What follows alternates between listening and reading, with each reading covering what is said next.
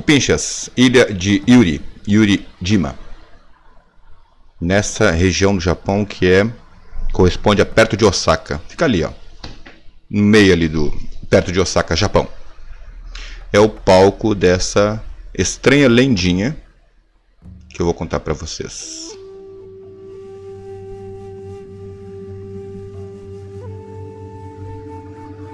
Funenimous é o nome desta lenda. Funenimous, o pedido ao barco, é uma tradução próxima, aproximada. Porque vocês vão ver. Bom, Cupinchas, como eu estava mostrando no mapinha, naquela região ali dos mares de Osaka, perto de Osaka, existe a ilha de Yuri, a Yuri-jima. Uma ilha pequena, considerada naquele tempo das navegações japonesas antigas como um lugar bravio, um entreposto onde em ocasiões atracavam os barcos para dar uma descansada e depois partirem para os portos locais da região. Também diziam que Yuri-jima, e até hoje dizem que Yuri-jima, essa ilha, é assombrada.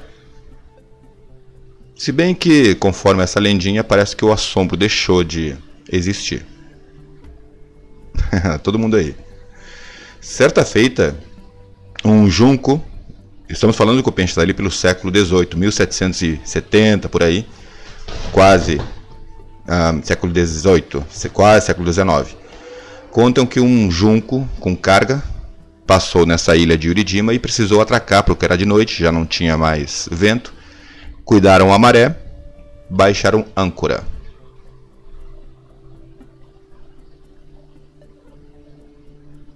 Uma, duas, três.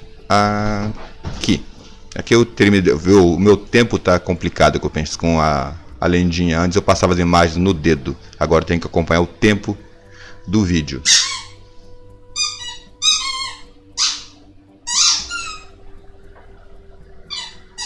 Deixa eu ver, tá tudo certinho.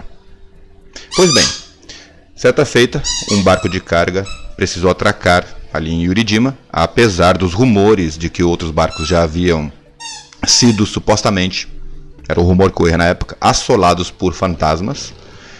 Eles atracaram e passaram a noite, preparados para passar a noite.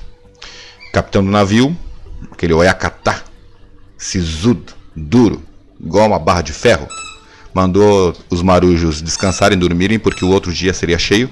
Precisavam rumar para Osaka. E enquanto as pessoas, ainda com os olhos igual bolita, ficavam comentando, sabe, sobre a possibilidade do lugar ser realmente assombrado e eles serem atacados. Haru! Não, a Haru também tá na bolinha fazendo barulho, tá participando da lendinha aqui. Sabe, né, Cupinchas? Um lugar assombrado, dark, os marujos lá. Haru! Pararam, tá bom. Vem cá, filha. Até que o capitão vem e vamos parar com essas bobagens dessa história de fantasma aí, vamos todo mundo dormir. Cambada. Parou, Haru para. Olha a bolinha. Pegos no flagra, né? Se bem que já é de noite, não. Olha a cara dos marujos ali, ó, levando a bronca do Oyakata, do capitão do navio. Haru. Agora, Haru. E claro, né, o capitão daqueles duros, sérios, né, veião, além de ser bobagem, pelo ponto de vista dele, essas coisas não existiam, e mesmo que existissem, ele não disse que não teria medo algum. De fato, viu, essa lendinha ocorre justamente em cima desse medo, de enfrentar o medo. Haru! Quietinho aqui, senta, cachorro. Tacada hoje. Pois bem, certa hora da noite, Cupinchas, realmente o pior aconteceu. Hoje tá bagunceiro, Haru. Haru, para. Haru, deixa eu contar, Haru, para aí. Certa hora da noite, Cupinchas, contam que começaram a ver luzes saindo do mar. O ar parou, ou seja, eles estavam praticamente presos àquele local. E começaram a surgir bolas de luz, esferas de luz, enquanto que o ambiente gelava, e eles começaram a ouvir uma voz que dizia Funenimous, repetidas vezes. Funenimous. Eu interpelo ao barco, literalmente traduzindo. Eu faço um pedido ao barco. Eu digo ao barco, é essa a tradução de Funenimous. O capitão mandou que todo mundo se mantivesse firme, que ignorasse aquilo, que não deu muito certo. E houve um momento que ele, saco cheio já daquele Funenimous, repetidas vezes, ele falou: quer dizer alguma coisa? Então diz logo. Fala logo o que tu quer com o meu barco. E aí surgiu uma mulher das águas, muito bonita. Uma mulher fantasma. Olhar parado, pele branca, roupas de outra época. E ao invés de ela explicar o que ela queria dizer com interpelo o navio, eu peço ao navio, ela ficou em silêncio, para a irritação do capitão. E continuava repetindo aquela voz: eu peço ao barco. E o capitão já irritado: afinal de contas, que raios, que diabos que tu quer com o meu barco, já que está pedindo? Insistentemente ficou nesse diálogo silencioso e a conversa não avançava. Era como se esse espírito, porque era um espírito, não era uma mulher, estivesse presa a não poder falar, só apenas pedir para o barco. No que o capitão se virou, todos estavam paralisados, em transe, como que possuídos. Mesmo mandando todos zarparem e levantar a âncora, ninguém conseguiu responder que estavam paralisados. O próprio capitão, único, com firmeza de espírito, correu e começou a puxar a âncora de época, sozinho. Pesadas essas âncoras, hein? No que as imagens meio que falam por si só. Ele sentiu a presença daquela mulher atrás dele. Vai pra luz. E ele puxando a âncora. E ela se aproximando. Até que ele sente a luz.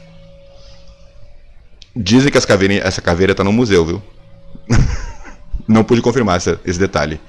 Até que ele sentiu dedos gélidos no ombro dele. E se virou. E lá estava a mulher transformada em um esqueleto.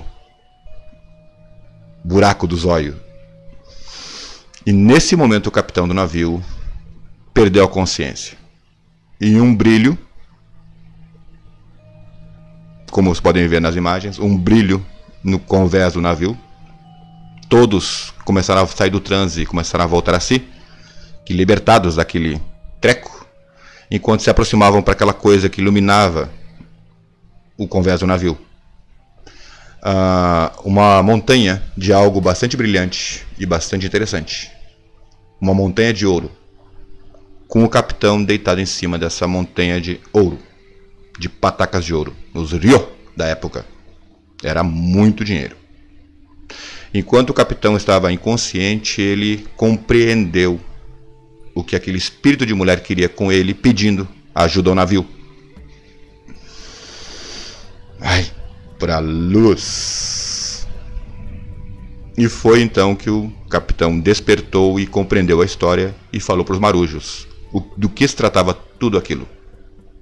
Essa mulher havia naufragado em uma jornada tempos, séculos antes, e ficou presa ao local. E precisava de ajuda para concluir o seu destino, que era Osaka. E o único modo, a única coisa que ela conseguia transmitir aos humanos era esse pedido aos barcos que ali passavam. Como o capitão foi o único que teve fibra e aguentou até o fim, e teve coragem, e ela sabia que ele seria capaz de cumprir a missão, entregou todo o ouro do navio antigo naufragado a ele. E ele, por sua vez, vamos concluir essa jornada dela. Vamos levar os restos mortais, a caveira que saiu na âncora, para Osaka, concluindo assim a viagem antiga perdida dessa mulher. E é mais ou menos isso que eu penso dessa história. Eles então rezaram, fizeram um enlutamento sobre aqueles restos mortais e rumaram para Osaka. E lá eles encaminharam essa cabeça para um templo, um cemitério, e tudo bem. Só que sobrou dinheiro, muito dinheiro. E esse capitão então e esse grupo de marujos fundaram uma casa que eu investiguei. Eu acho que é a Yuriá mesmo, a Yuriá que tem lá em Osaka, que na época quando surgiu no século XVIII, ela foi fundada como uma loja para artigos navais, artigos náuticos, que iam desde âncoras, velas de navios, e deu muito certo, tão certo que o capitão se aposentou. E é por isso que ele aparece no comecinho e no final da lenda, meio dormitando, pescando, rico e tranquilo. Bah! A propósito, Copinchas, Yurijima, existe a ilha, viu? Só que tem outras ilhotas ali na volta de Yurijima, e essa região até hoje é conhecida como Funamoshi. Funanimous. Interpela o barco, peço ao barco. O nome da região foi dada por causa dessa lendinha.